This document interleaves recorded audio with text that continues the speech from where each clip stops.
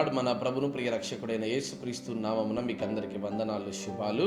ఈ దినానికి ఏర్పాటు చేయబడినటువంటి వాగ్దానము ఆదికాండము 3వ అధ్యాయము 16 వచనం. నేను నిన్ను మిక్కిలి హెచ్చించెదను. ప్రిదోన్ బిడ్లారా, దేవుని వాగ్దానం తెలియజేయబడుతుంది. దేవాది దేవుడు ఈరోజు తప్పకుండా నిన్ను మిక్కిలి హెచ్చించడానికి ఆశపడతా ఉంటున్నాడు. ఈరోజు ఇంతవరకు నువ్వు అడుగంటిన స్థితిలో బ్రతుకుతున్నావా? ఇదిగో ఒక్కసారి ఆలోచన చేయండి. పరిశుద్ధ గ్రంథంలో అబ్రహాము గారిని పిలిచాడు.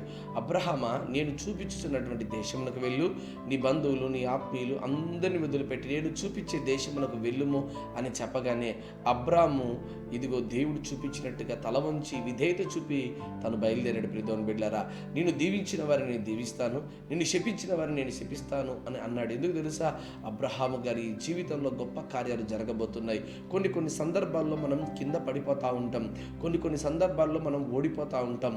ఓటమి అనేటువంటిది మన జీవితంలో పర్మనెంట్గా ఉండేది కాదండి. అదే మన జీవితానికి ముగింపు కాదండి. ఓటమి మరొక విజయానికి గెలుపని మనం ఆలోచన చేయాలి. అబ్రహాము గారి జీవితంలో పిలిచినప్పుడు ఆయన దగ్గర ఏమీ లేదు. అయితే ఆయన అంటున్నాడు, ఒక్క నూలు పోగు కూడా నీది నాకు వద్దు అని.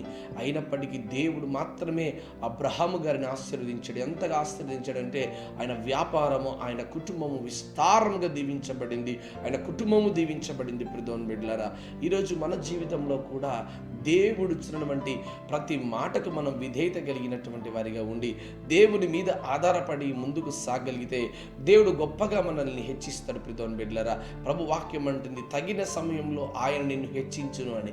అన్నిటికీ అంటూ ఒక సమయం ఉన్నది. చూడండి, భూమిలో ఒక విత్తనం విత్తినప్పుడు ఆ విత్తనం ఎదిగి పెద్దదవ్వాలంటే అది టైం పడుతుంది. అది పండ్లు కాయల చేత పరిపూర్ణమైన స్థితిలోకి రావాలంటే చాలా సమయం పడుతుంది. మొదటిగా అది గింజగా ఉంది, తర్వాత అది మొక్కగా, చిన్న మొక్కగా ఎదిగి ఇది ఒక పెద్ద చెట్టుగా మార్చబడుతుంది. అది పెద్ద చెట్టుగా మార్చబడడానికి కొంచెం సమయం పట్టింది. ఈరోజు నీ జీవితంలో హెచ్చింపబడడానికి దేవుడు తగిన సమయం అనేటువంటిది ఒకటి ఉన్నది. ఆ తగిన సమయంలో ఎంతమంది అడ్డుపడ్డా, ఎంతమంది కాదన్నా దేవుడు తప్పకుండా నిన్ను హెచ్చిస్తాడు. అయితే అంతవరకు నువ్వు నమ్మకంగా విధేయత కలిగినటువంటి వాడిగా ఉంటే దేవుడు గొప్ప కార్యాలు చేస్తాడు. ఒకవేళ ఈరోజు కనుక నీవు ప్రభునందు నమ్మకమైనటువంటి స్థితిలో ఉండగలిగితే తప్పకుండా దేవుడు ఈ దినాన ఈ వాగ్దానం చొప్పున నేను అత్యధికముగా గొప్పగా నీ శత్రువు ఎదుటని నేను గొప్పగా హెచ్చించునుగాక.